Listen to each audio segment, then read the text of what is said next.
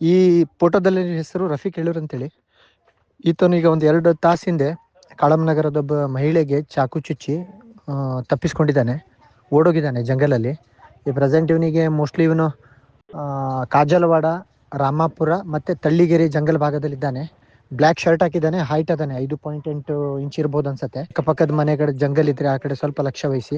ಅವ್ನು ಆ ಕಡೆ ಬರ್ಬೋದು, ನೀರು ಕುಡಿಯೋಕ್ಕೆ ಅಥವಾ ಅವಿತ್ ಕುತ್ಕೊಳ್ಳೋಕ್ಕೆ, ಅಡುಗೆ ಕುತ್ಕೊಳ್ಳೋಕೆ ಎಲ್ಲರೂ ಬರ್ತಾನೆ. ದಯವಿಟ್ಟು ಎಲ್ಲರೂ ಸಹಕರಿಸಿ, ಈತನನ್ನು ಹಿಡಿಯೋಕೆ ಎಲ್ಲರೂ ಸಹಕರಿಸಿ. ಯಲ್ಲಾಪುರಲ್ಲಿ ಒಂದು ಘಟನೆ ಆಗೈತ್ರಿ.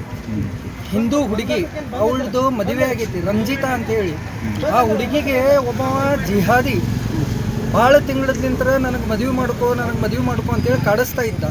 ಆಕಿ ಯಾವಾಗ ಒಪ್ಪಿಲ್ಲ, ಅವಾಗ ಆಕಿಗೆ ಒಂದು ಕುರಿ ಕೋಳಿಗೆ ಹೆಂಗೆ ಕೊಯ್ತಾರಲ್ಲ, ಗಂಟ್ಲನ ಕೊಯ್ದು ಬಿಟ್ಟಾನ.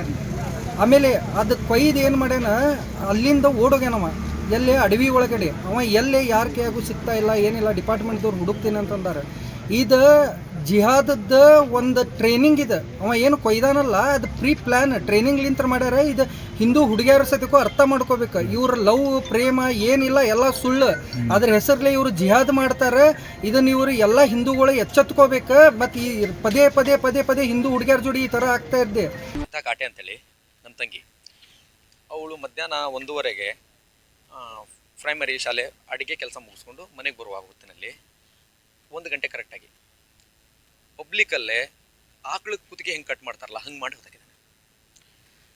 ಅದಾದ ನಂತರ ಇವರು ಮೇನ್ ಟಾರ್ಗೆಟು ಏನಂತಂದರೆ ಮುಸ್ಲಿಂ ಹುಡುಗರು.